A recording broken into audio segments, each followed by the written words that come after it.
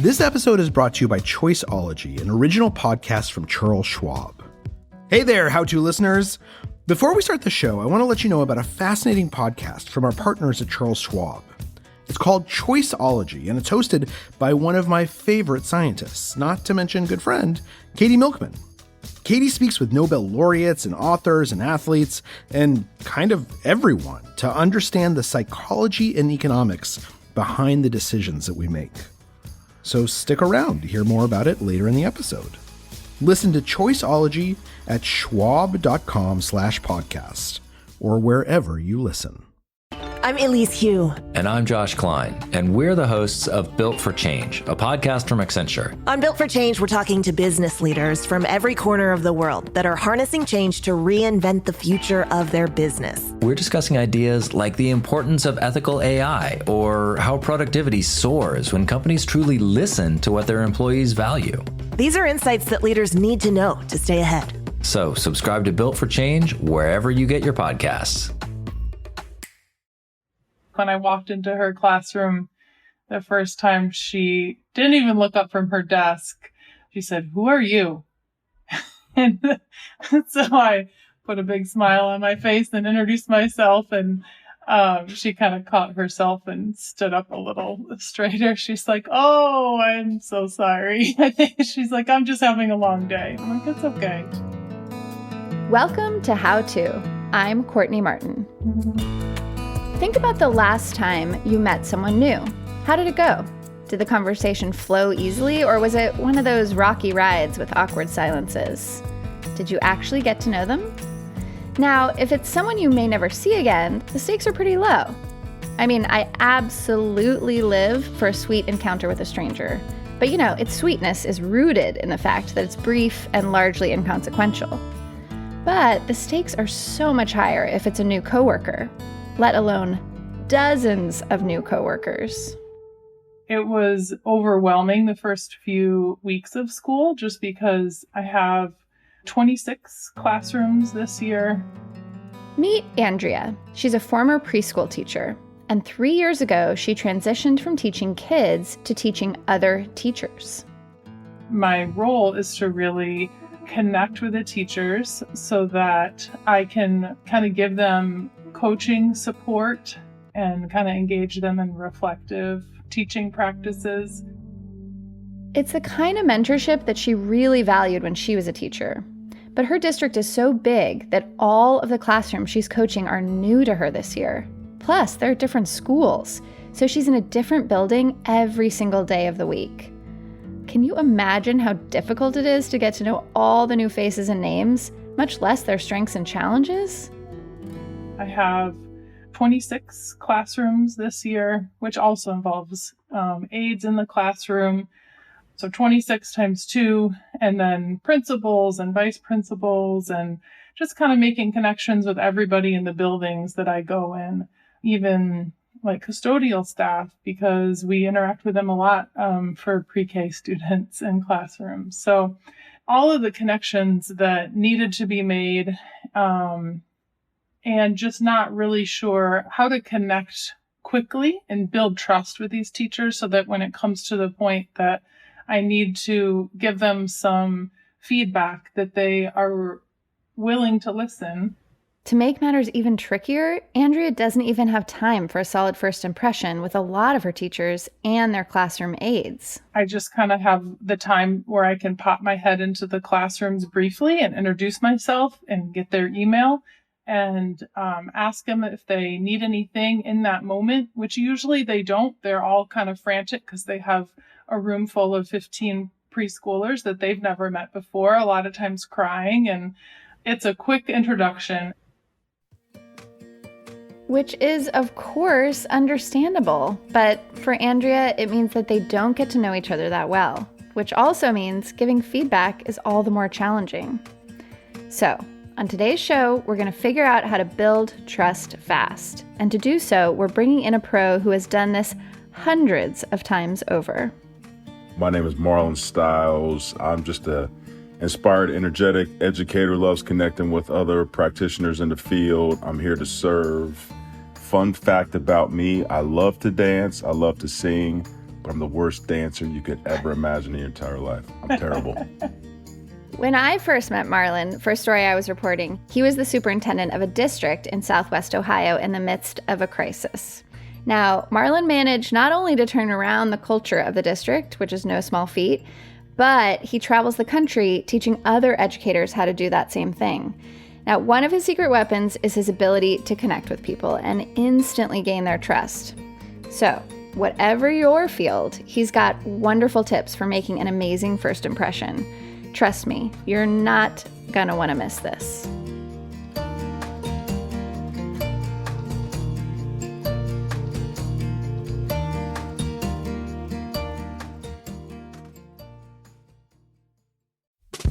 This podcast is brought to you by Progressive Insurance. Let's face it, sometimes multitasking can be overwhelming. Like when your favorite podcast is playing and the person next to you is talking and your car fan is blasting, all while you're trying to find the perfect parking spot. But then again, sometimes multitasking is easy, like quoting with Progressive Insurance. They do the hard work of comparing rates so you can find a great rate that works for you, even if it's not with them. Give their nifty comparison tool a try, and you might just find getting the rate and coverage you deserve is easy. All you need to do is visit Progressive's website to get a quote with all the coverages you want, like comprehensive and collision coverage or personal injury protection. Then you'll see Progressive's direct rate, and their tool will provide options from other companies all lined up and ready to compare, so it's simple to choose the rate and coverages you like. Press play on comparing auto rates, quote at progressive.com to join the over 29 million drivers who trust Progressive. Progressive Casualty Insurance Company and Affiliates. Comparison rates not available in all states or situations. Prices vary based on how you buy. This episode is brought to you by Choiceology, an original podcast from Charles Schwab. Choiceology is a show all about the psychology and economics behind our decisions. Its host, Katie Milkman, is an award-winning behavioral scientist, and she talks to authors and athletes and Nobel laureates and all kinds of people about why we make irrational choices and how we can make better ones. Katie is actually one of my favorite social scientists and is actually a good friend. And the research that Katie does is fascinating because it's about how we can actually change our behavior using science. In each episode, Katie shares the latest research in behavioral science and dives into questions like, can we learn to make smarter decisions? Or what is the power of negative thinking? One of my favorite episodes, in fact, was from season 10. It's episode 4, which is named So Much in Common. And it's about how we oftentimes misattribute our emotions to things that we think we're feeling, but actually are very much influenced by what's going on around us. And that's why I love this episode so much, is because it tells us how to de-bias our understanding of ourselves. That's just one of many amazing episodes of Choiceology that you can listen to anytime. Choiceology is out now. Listen and subscribe at schwab.com/podcast or find it wherever you listen. Before Marlon Styles was a superintendent, a principal, and a middle school teacher, he was just a kid who spent his Saturdays at his grandma's house. First of all, she was a phenomenal cook. The best fried chicken wings you've ever had in your life, best homemade ice cream, sweet potato pie was just ridiculous. But she always made sure that the time we spent together, and this is definitely applicable in instructional coaching, that the time we spent together, every time you left our interaction, you were better off than you were when you first walked in, right? That's a Grandma Watson staple. Folks across the community sat at her kitchen table. She poured into other people. Marlon learned how to figure out what others need, how to motivate them, how to work alongside them to make beautiful things happen. And while we know sweet potato pie helps, it all relies on a foundation of trust. But the first step of trust is authentic, meaningful connection. How do we just shake hands and get to know each other, right? If you and I are going to be working together before the work actually begins, you got to know who the heck I am, and I need to get to know you so I can decide if I'm really going to become vulnerable with you or not. So a strategy to really consider about connection before trust is, can you take 5 minutes and just conduct and facilitate an empathy interview where you just toss questions at me and you get to know me Would you be willing to have the roles switched where for 5 minutes I get to interview you and truly get to know your spirit, your passion around coaching, your passion around education and all the things you're doing and why you're doing it? Could you give an example of an empathy interview question that you might use? An empathy interview question would be, hey, could you just tell me a little bit about your job? What does your day look like? Something as simple as that. Can you share a little bit about your passion around working for young students versus high school students? Really big softball questions. It gives the other person a chance to just share their spirit. Also, I'm hearing that it's not some kind of harebrained connection. It's like, it's on topic. It's like, what is your passion for this work? It's not some, sort of out of left field question, which may actually throw people off. It's something like, squarely in, like, here we are together. What's your passion? What brought you to this room today? I could tell you a little bit about mine, and I want to hear yours. That makes a lot of sense. You got it. Andrea, do you feel like you could adapt what Marlon is saying? Yes and no, especially because it's the beginning of the year that we're trying to develop that connection that you can't really have long conversations in a pre-K classroom. Even like a minute might be too long. I kind of just have to jump in and go along with what's happening in the classroom. However, during our biweekly grade level meetings, I feel like this would be a great opportunity to get to know the staff on this level and connect with them in this way. So I think that I could in that setting. Here's our first tip. Before you get down to business with someone, get to know them a bit beyond their title or role. As hectic as new beginnings are, even just a few minutes of dedicated, humanizing conversation can make all the difference down the line. Now, if you're both game, an empathy interview could be a great tool. But really at the heart of it is just being genuinely curious about them and their passions, to look for connections. Right now, I feel like the ways that I develop connection with the teachers is usually common interests or common connections in our life. So I have 3 kids. We live in the same city where I work. When I start talking about my kids or kind of slip it into conversation if they're talking about their kids, it's an automatic connection because everybody likes to talk about their kids, right? While having kids and living in the same city is a decent connection point, sometimes it's not enough. Andrea says for her, first impressions are especially difficult. Look, she works in a very diverse school district in terms of race, generation, and class. So she's understandably worried that some teachers think she's younger and less experienced than she really is. And there are just some very real barriers. Some of the teachers might be thinking, this woman doesn't look like me or sound like me. How can I trust her? It's always on the mind, right? That idea of trust, because we're in a people business. One thing that has been a strategy of mine, and Andrea, hopefully this kind of helps you. I've always been of the belief that it's not what you do for others, it's what you put into others. Before I put something into you, I need to understand what it is you're looking for as far as a support, right? This is a relationship, a partnership, and I'm here to support you. So really understanding where they're coming from, but I always try to invite a space where I'm here to co-design this journey together. It takes humility, especially coming in as the person with more power. The onus is on you to get to know the person you're going to be working with. Essentially, it shouldn't be you implementing a program. The coaching relationship should function more like dating, according to Marlon. Look, you both have a say, you both are bringing ideas and gifts to the table, and you're creating something together. It will no doubt take time.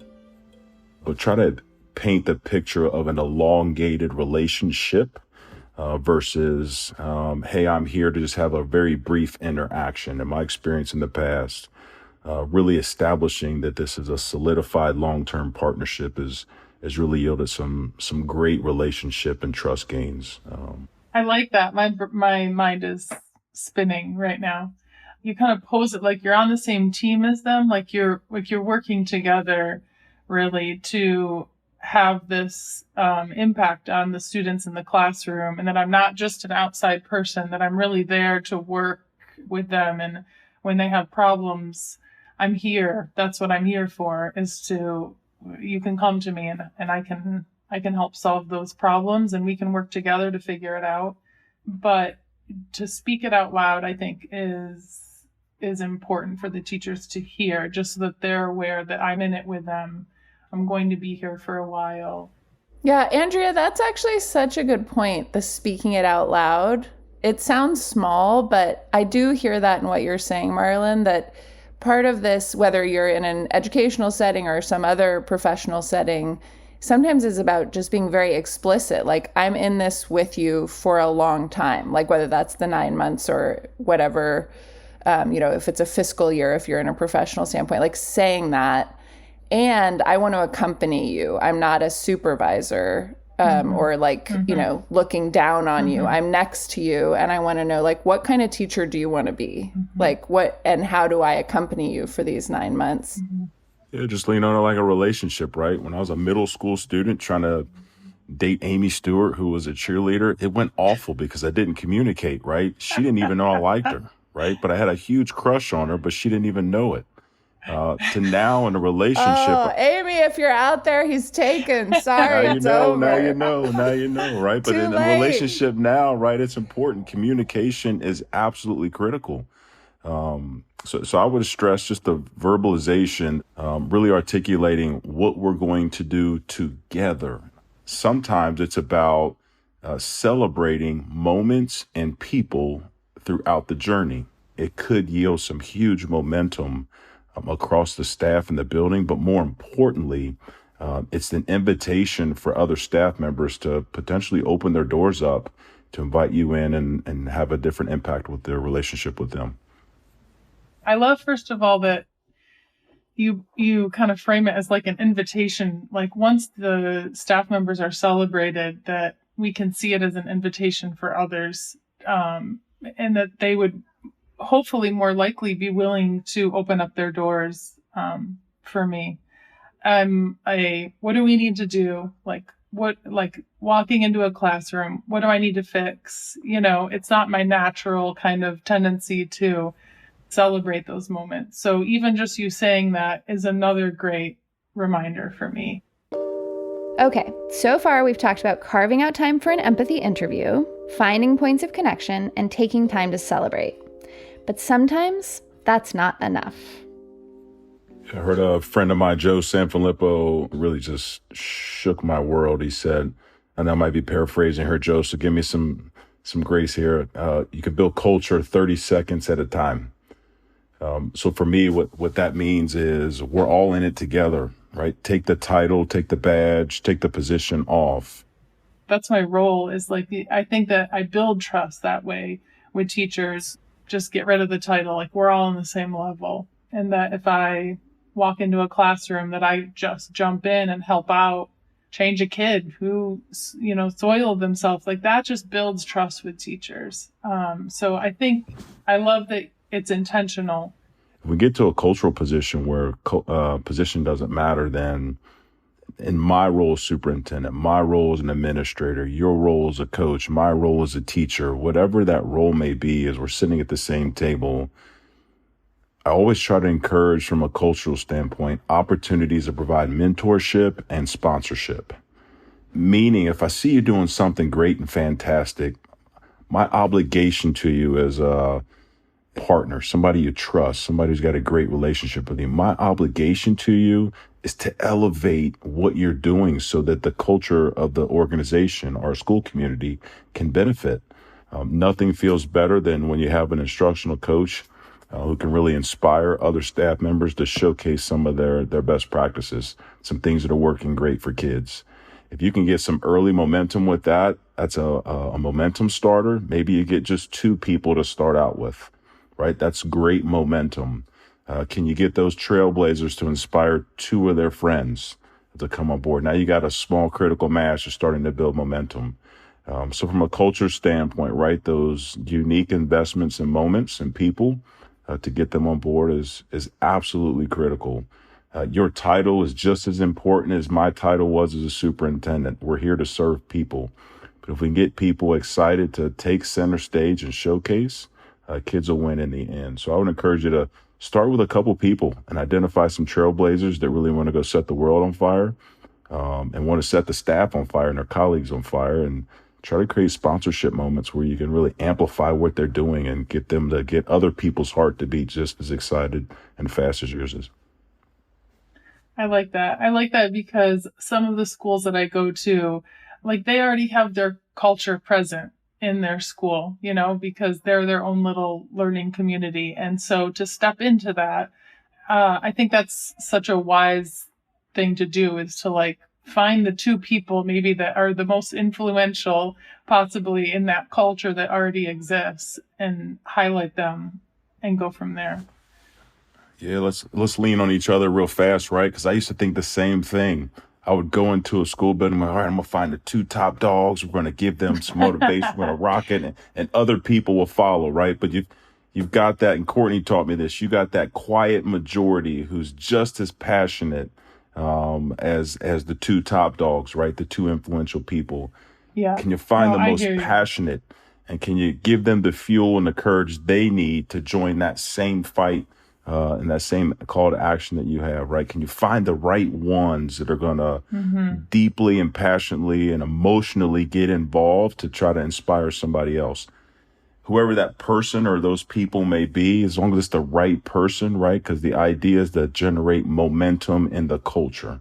We want to have that invitation open for everyone. I want to highlight that because what Marlon is saying is kind of counterintuitive. It can be easy to look for the top dogs and align yourselves with them, but they might not be the ones you actually need. Sometimes the people with the most moral authority in a given organization aren't really the loudest. What we've learned is don't mistake bluster for influence.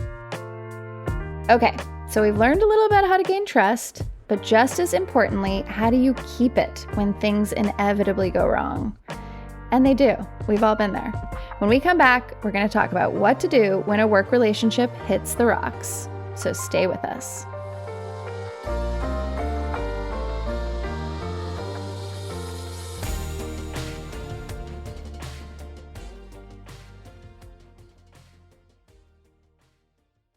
Apple Card is the credit card created by Apple. You earn 3% daily cash back up front when you use it to buy a new iPhone 15, AirPods, or any products at Apple. And you can automatically grow your daily cash at 4.15% annual percentage yield when you open a high-yield savings account. Apply for Apple Card in the Wallet app on iPhone. Apple Card subject to credit approval. Savings is available to Apple Card owners, subject to eligibility. Savings accounts by Goldman Sachs Bank USA, member FDIC. Terms apply. Apple Card is the credit card created by Apple. You earn 3% daily cash back up front when you use it to buy a new iPhone 15, AirPods, or any products at Apple. And you can automatically grow your daily cash at 4.15% annual percentage yield when you open a high-yield savings account. Apply for Apple Card in the Wallet app on iPhone. Apple Card subject to credit approval. Savings is available to Apple Card owners, subject to eligibility. Savings accounts by Goldman Sachs Bank USA, member FDIC. Terms apply.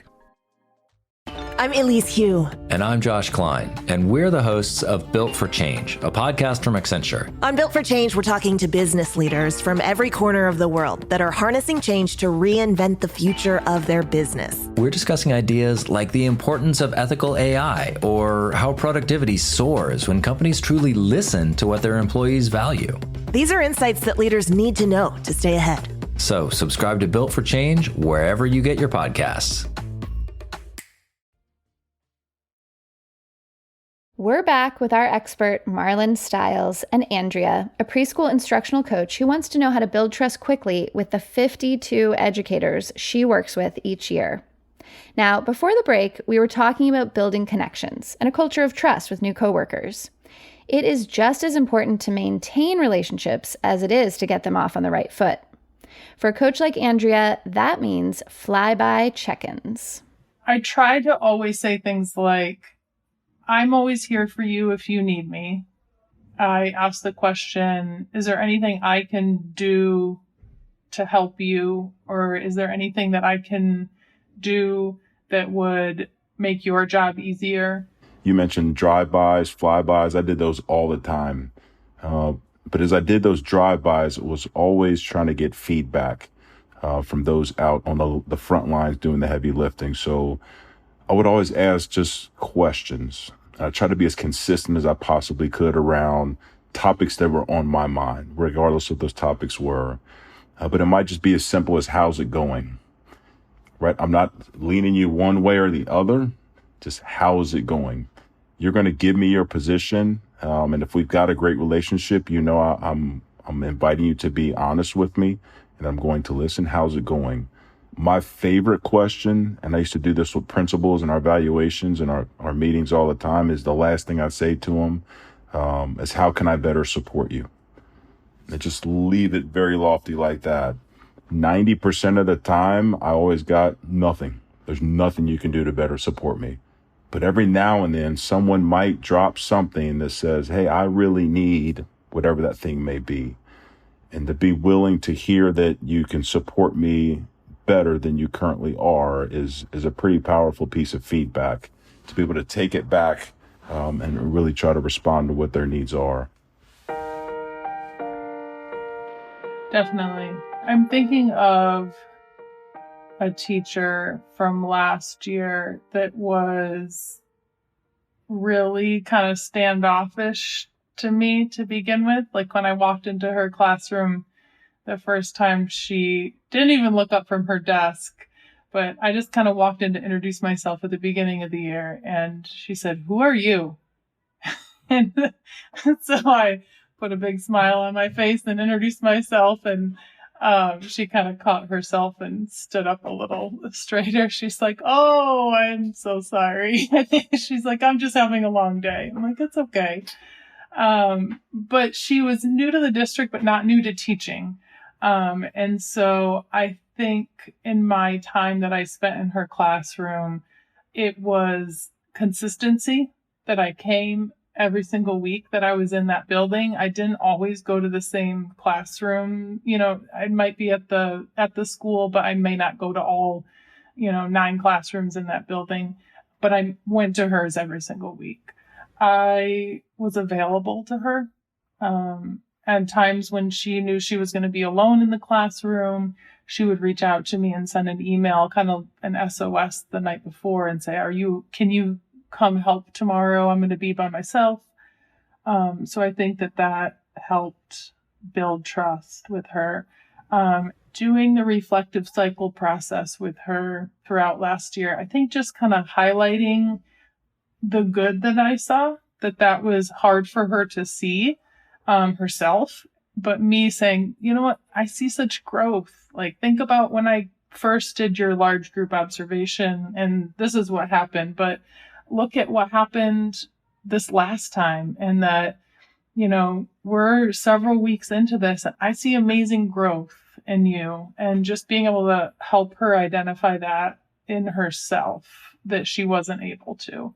I think those are kind of like the top ways that I built trust with that relationship.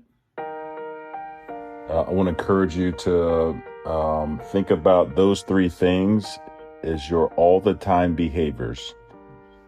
Not some of the time, not in some relationships, but all the time behaviors in every single coaching relationship you have with those that you support, right? That you just identified what you're dynamic at: being consistent, being available, and offering opportunities for collaborative reflection, right? Those are 3 dynamic traits you bring to every relationship that you have. And if those are all the time present, then it invites greater trust between you and the person that you're trying to serve. So I want to encourage you, or any instructional coach or any listener who's tuning in right now, to really identify what it is you do best, and really challenge yourself to think about, are these all the time behaviors or some of the time behaviors?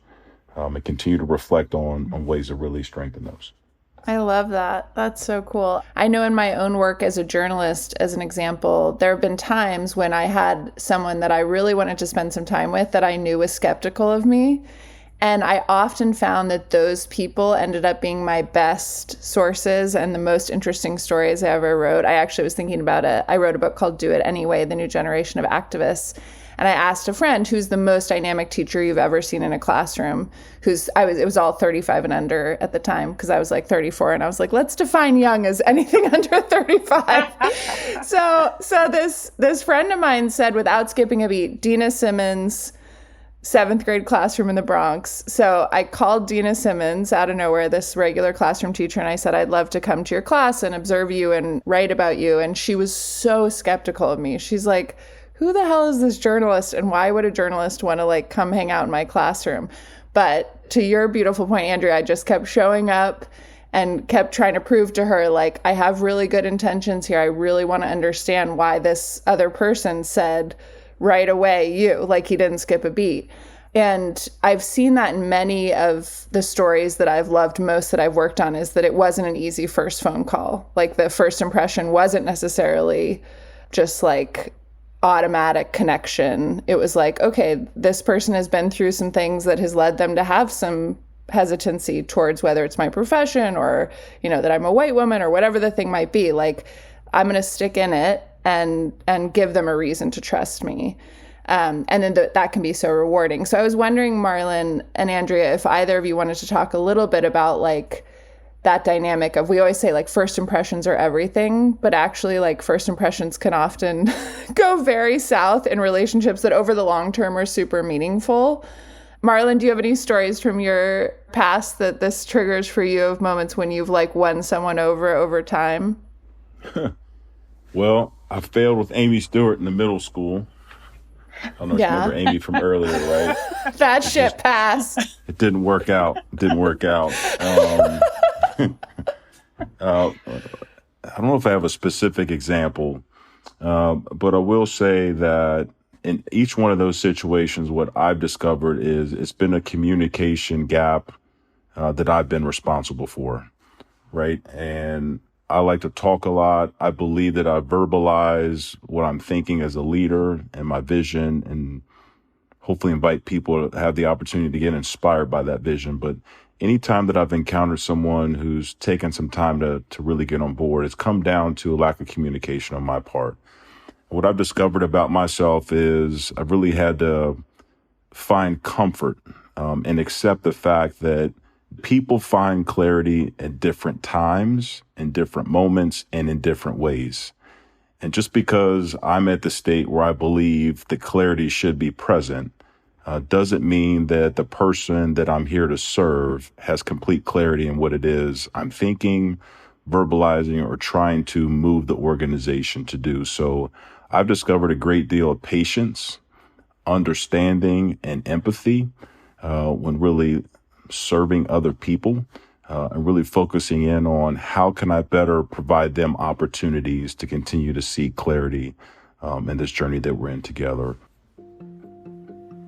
The empathy piece, I think, is really important. Like that it kind of goes back to the building trust, is because that matters a lot. Like if I can step into these classrooms and see the teachers with exactly what they are going through, what they're dealing with, what their day-to-day looks like, I think that is kind of an ultimate thing to keep in mind, is that I can relate. Like I can be empathic in that way. I was in the classroom for years. I know what it feels like to have a class full of 15 4-year-olds who are all different personalities, and trying to teach them along with just the normal struggles of a classroom. So I like that. I'm glad that you brought that up. Here's our next insight. All the things you would want out of a leader, it's just what your coworkers want from you.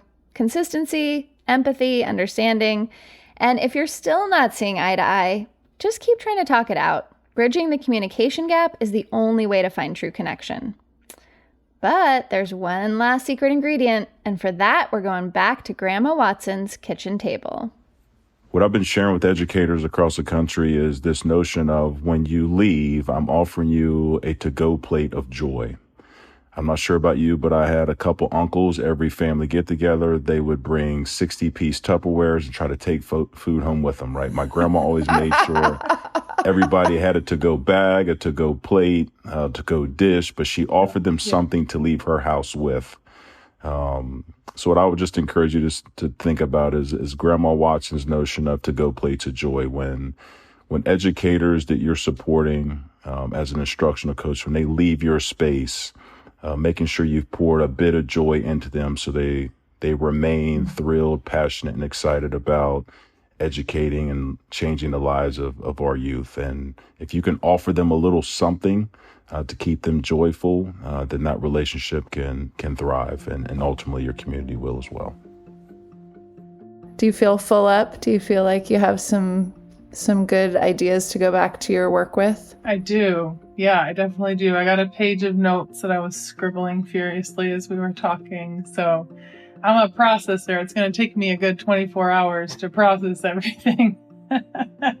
But I so appreciate all of the ideas and everything that you said. It is so helpful, and I just appreciate you spending your time with me today. Thank you for your service. You've got a big lift. You're doing some important work. People like Courtney and I, we're here to just lean into us. Anything we can do to support you, just say the word. But definitely an inspiration today. I've got a page of notes myself. Not sure if you can see them, but did some scribbling myself and got some reflection as well, just because of the inspiration you've offered. So thank you for your service. Thank you for what you're doing for the kids in your school community. You're changing lives, and that's something to be proud about. Well, thanks. Thanks to Andrea for coming to us with this important question, and to Marlon Styles for his indefatigable passion and pragmatic advice. We'll include a link in the show notes if you want to check out more of Marlon's work. Now, do you have any other trust issues to solve?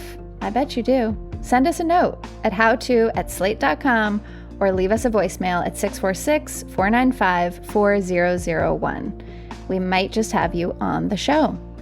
And if this conversation moved you, please, please, please give us a rating and a review. Share it with a friend. Remember, we're all in this together, so let's help each other. How To's executive producer is Derek John. Joel Meyer is senior editor. Rosemary Belson and Jabari Butler produced this episode. Merritt Jacob is senior technical director and composed our theme music. Charles Duhigg created the show. Carvel Wallace is my co-host. And I'm Courtney Martin. Thanks for listening.